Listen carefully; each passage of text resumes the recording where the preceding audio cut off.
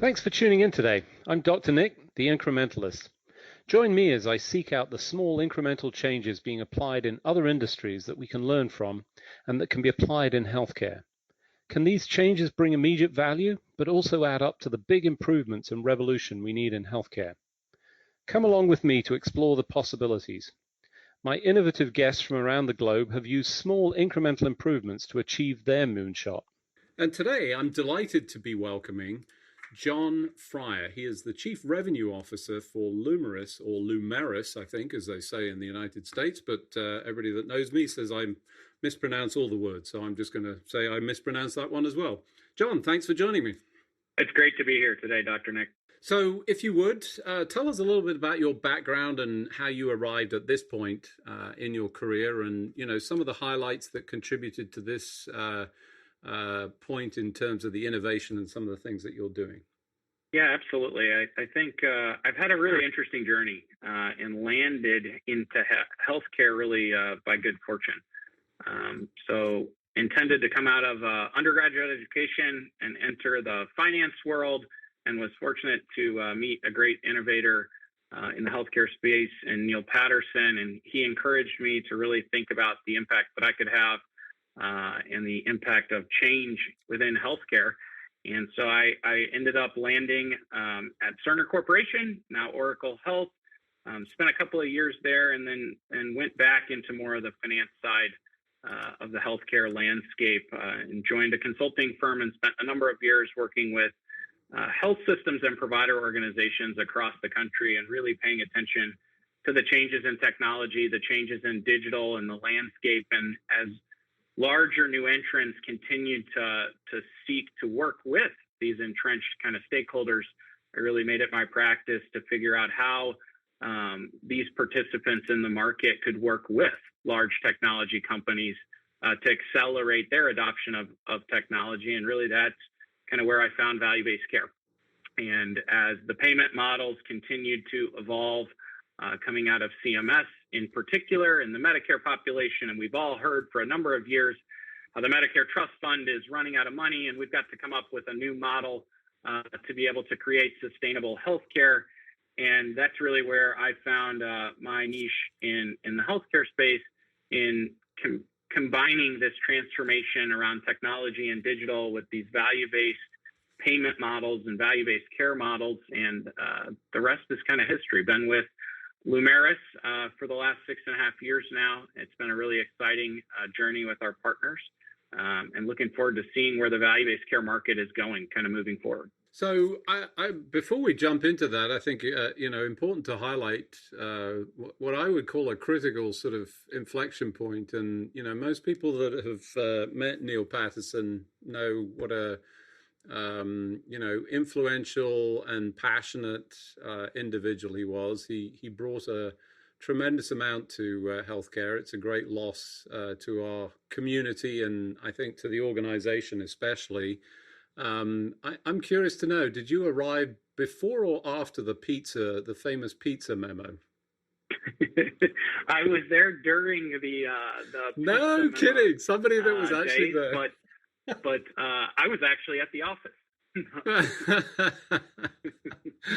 So you had already ordered pizza. Good. Well, so those of you that don't know, it was a very famous instance, and all due respect to Neil, he was passionate about it. I think it was. I think he even self-reflected at one point. It wasn't possibly the best handling of it, but anybody that knows him knows, his contribution was enormous, and I'm delighted to hear you sort of referencing that. Especially as he's left us to try and continue some of the work that he clearly started. So, lots of interesting background in what you did. I think you highlighted some of the key issues that we keep hearing. We're running out of money. I've been looking at this sort of percentage of what healthcare consumes of the GDP. I think it continues to fascinate me that we say, it can't get any higher, and it continues to get higher. I don't know at what point that really becomes true, but it already feels like it's true. And we are running out of money. I think anybody that's looking at, some of the future is going, how is that going to survive? We look at other countries and they're not really, I don't think there's any model that I go, wow, that really works. And I've seen and worked in a number of them. I think it's, it's a real challenge. And I, like you, looked at value-based care. It seemed like it was a good model. That's clearly what you're doing. Tell us a little bit about the work, because this is not, it sounded like you just arrived here, but I think that's not the case. You've been at this for a while. Tell us a little bit about what's going on at Lumeris. Sorry, it's very hard for me to mispronounce these words. I'll do my best. No, absolutely. I think, you really raised some good key points. I think it's really hard for any stakeholder in our healthcare kind of delivery system set of stakeholders to argue that value-based care isn't the right model, the right theory, the right premise. Better patient care, more aligned around the outcomes of an individual patient, more focused on keeping people healthy and trying to find a business model to enable that. And most would agree that all sounds like a great utopia, to be able to operate in an environment where all the stakeholders are aligned and achieving better healthcare for all. I think the reality is that the work to accomplish that requires aligning stakeholders whose interests today are not on the same page. And the entrenched business models of the past have created a system of care that currently isn't organized to be able to execute and deliver this population health model.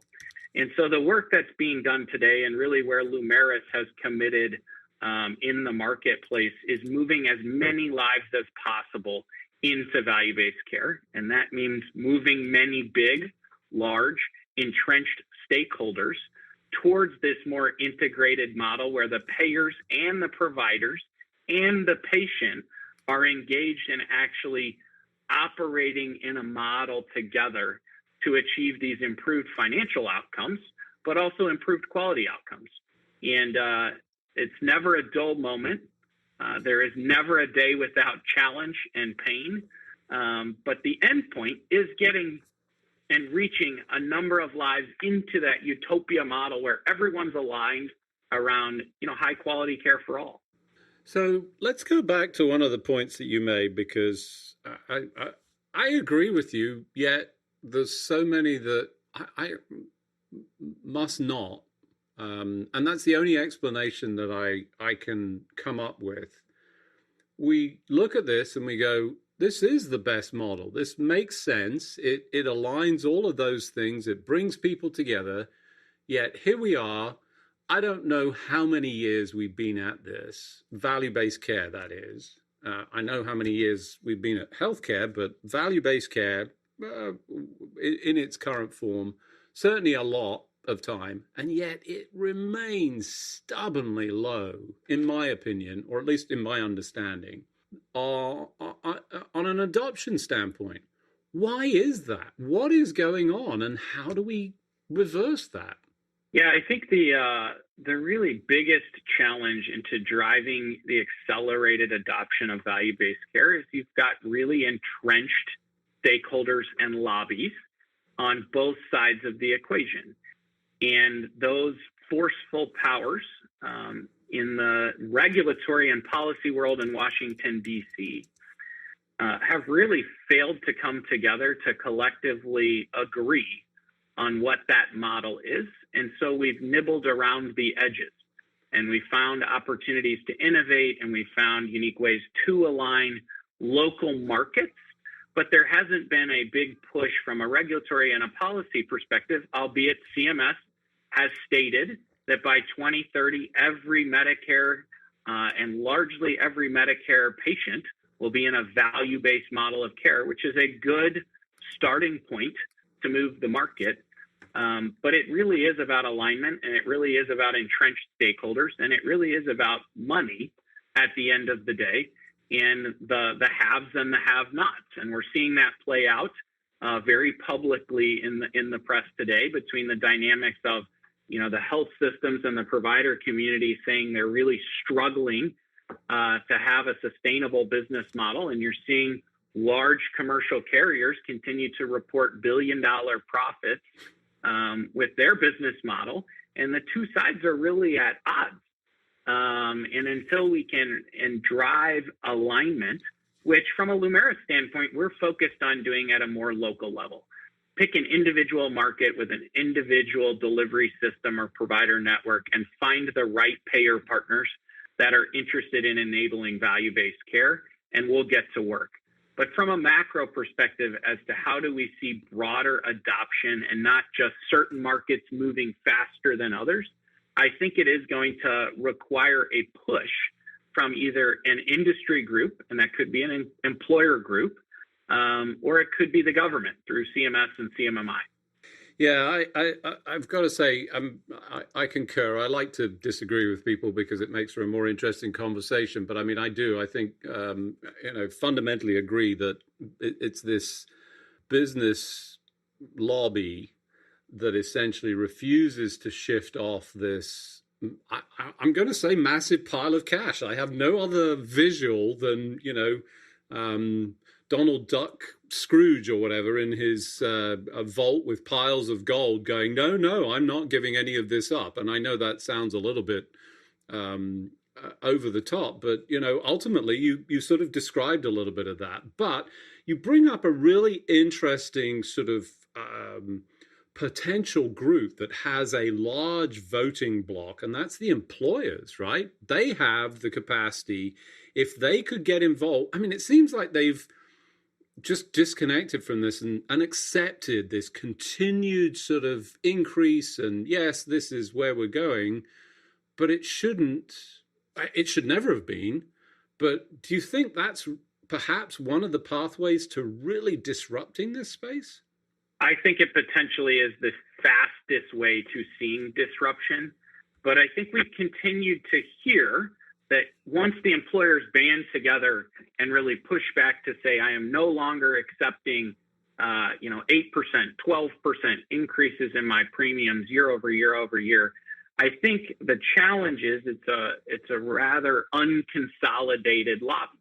Mm-hmm. Small group employers represent, a ton of the business community in the United States, and they haven't really banded together to have a perspective. Now, some of the larger employers certainly are, and they are becoming more loud in Washington, D.C., and many have tried to take new approaches to essentially cutting out those entrenched stakeholders who aren't willing to think differently.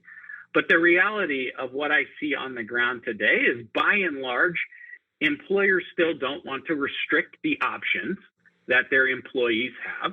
So they want to have everybody that provides care in their market in their network. And until there's a bigger shift around kind of our expectations as individual consumers, it becomes really hard to see, what is that solution that isn't just nibbling around the edges, whether it's bundles and folks sending all their cardiac cases to the Cleveland Clinic, or the Mayo Clinic, or MD Anderson for cancer care. There are, and there is an accelerating adoption of those types of destination models for sure. But the broader change is really also going to require us as individual consumers to think differently about what we want and what is acceptable to us, because the employers at the end of the day want to have benefits that are competitive to attract and retain the best employees. So for those of you just joining, I'm Dr. Nick, the Incrementalist. Today I'm talking to John Fryer. He is the Chief Revenue Officer at Lumeris. We were just talking about the challenge of getting value-based care adopted and, the various blocks that are interested. I think you highlight, employers, and then pushed over to employees. And, if you thought employers were disorganized and couldn't get together, the idea that the employees, that's even a bigger challenge. But you're right. I mean, that's a huge voting block.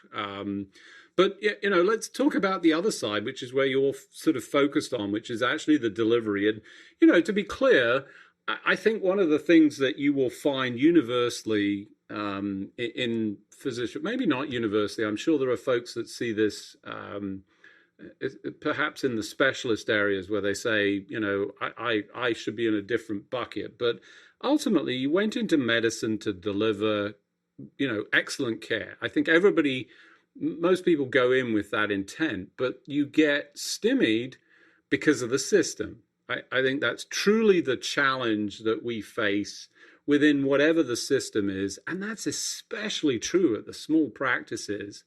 And let's be frank, if you've ever interacted with a really good small practice, you know the value of that, but they struggle because they've got very little support. So tell us what you're doing to help solve that and really deliver against that. Yeah, I really like this question, Dr. Nick. So, Lumeris was originally established by an independent group of physicians in the St. Louis market, and they had become frustrated really with the entire scope of healthcare, just like you outlined, stymied by the status quo and the stakeholders that they had to deal with. They saw it as heavily bureaucratic and intrusive to the actual practice of medicine, the actual ability to care for the patients that they served. And as Lumeris, started to flourish and mature, we really realized that we had to get back to building this transformation from the ground up. And that's really why we launched our Tribus capability, which I'm fortunate to serve as the president of. And it really resembled the mindset of our original independent founders, which tries to capitalize on all the learnings that they had and we've had as Lumeris over the last 10 years for a more localized application to those independent practices so that they can get back to why they went into medicine, which was really to spend the time with their patients. And today you hear the stories of, I see 30 patients a day. I have 4 minutes with each. I'm eating my lunch in the hallway between my 1 o'clock and my 1:15 appointment. And we've really kind of broken that model of especially primary care and internal medicine that drives a lot of our ability to keep people healthy, which ultimately is the goal of value-based care, is to keep them from needing acute delivery services. Yeah, so critical in that, I think, is the fact that it was created by a group of physicians. Obviously, I'll declare my bias at the outset. As a physician, I feel that's like an essential component. I think it can be clinicians in general. I think people that actually lay hands on patients, deliver care. And to be clear, I think this is important to understand. That's not just clinicians in many instances. I mean, the folks that walk into rooms and interact, and that's, even cleaning down to the levels of cleaning staff. There's, all of these folks that really deliver care. Have those folks involved, and suddenly you change the sort of whole perspective. I think this disconnect is really sort of fundamental. So you've set up this concept, and you talk about this, but I got to be honest, everybody talks about AI.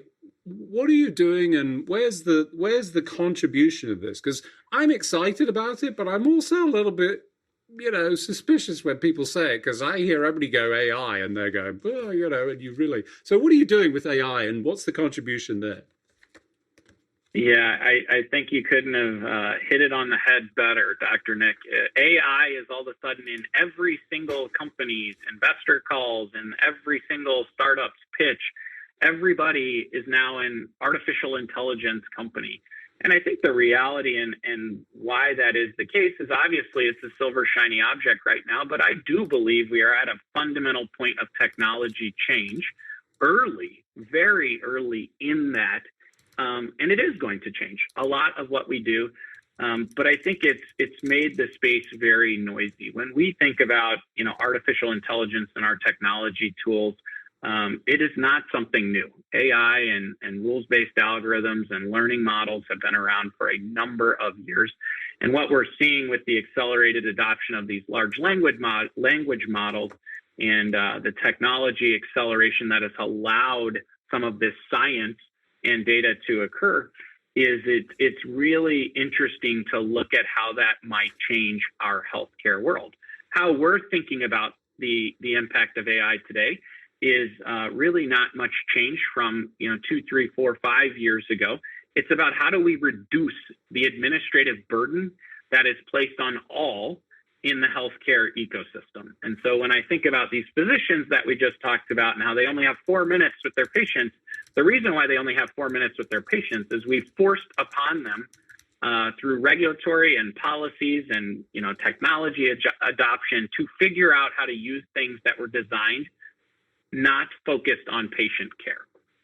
And we've really got to use AI, and how Lumeris is thinking about it and Tribus is thinking about it, is how do we reduce the burden on the care team down from the front office staff all the way through the visit, but really focused on the back office at this point, and the process and the clicks and the workflow and the documentation and coding that has to occur. Because what we believe a failed model for a future system is just asking our care teams to do more with less resources. And it seems like everything we do is just like, well, just do this now a little bit differently, fill this other form out now. And that's what's created this model that's I really view as unsustainable. I really view it as unfulfilling for future physicians. I don't envy folks looking to go to medical school now, and they talk to their mentors that are out in the field. Like, the administrative headache of healthcare today is a burden. Yeah, I'm afraid I'm going to concur again. The sad fact is, and it's not a scientific study, but I interact with a fair number of my physician colleagues, and any that have children, I have not heard a single one who has said to me, I am encouraging my children to go into the career. And I actually have a daughter who has followed my career almost directly. And I will tell you, she's bitterly regretting that decision because of all of the things that you described. So we have a true crisis on our hands. I am just appalled at where we are, that she's feeling the same kind of, awful pressures of a system. So as we sort of close this out, tell us what you're doing, what you're hopeful for in the future, and where you see all of this going. Yeah, I think it's right now it's very easy to accept the doom and gloom that's painted out there in broader kind of media and the messaging and the broader kind of culture. But I think what I'm excited by most is that there still are very passionate people looking to innovate, looking to drive change. And that may be folks that are looking to drive macro impact, but it's also folks that are looking to drive local impact in their community, in their practice. And every day I feel like I'm fortunate that even after listening to 10 minutes about what isn't working in a clinic, it always ends with the optimism of what it could be and what it can be and how we can get there and how we could think differently. And despite kind of the pessimism, and I think we do have to solve this, bringing people back into medicine for the reasons that folks originally went into it. That's a big problem we've got to solve for all of us. But I think what gets me most excited is there's still people that wake up every day saying we've got problems, and I'm not going to bury my head in the sand. I'm going to contribute to a solution, and I'm willing to continue to fight. But it is becoming harder for many, and we've got to continue to enable those voices to be heard and put them in places to drive impact. And I think that's what makes me excited for the future, is that there are still a lot of people waking up every day willing to try and tackle these existential problems. So I concur with this sort of, doom and gloom. I've been heard to say that my glass is always full. But in my case, it's always half full of whiskey and half full of air. But, everybody else can have the water. That's fine. I'm with you 100%. I think we can find the positive in this. And it is especially challenging. I think my major concern is that we lose, or I'll, have the potential to lose many bright opportunities of, both individuals and also ideas in the challenges that we face going ahead. But I agree with you. I think, it always comes back. You just have to hear that one story. And, even I, on my personal journey, have, I focus on those positive instances where, institutions that truly brought me to the lowest point in my interactions with the healthcare system still had individuals that I interacted with that I could not talk about in a more positive fashion. And it's those individuals that we have to support with all of the things that we do. Unfortunately, as we do each and every week, we've run out of time. So it just remains for me to thank you for joining us on the show. John, thanks for joining me. Thank you, Dr. Nick. Thanks for joining me today. Do you have any better ideas, or have you found a small incremental change that's brought about a big improvement in your world? Let's continue the conversation on our hashtag, The Incrementalist, or share with me at Dr. Nick1 on Twitter. You can find more information about the show on our program page at healthcarenowradio.com, and tune in next time to hear my discussions with leaders and innovators from around the globe who've revolutionized their space by using small incremental improvements to achieve their moonshot. I'm Dr. Nick, the Incrementalist, and I'm starting a revolution through evolution.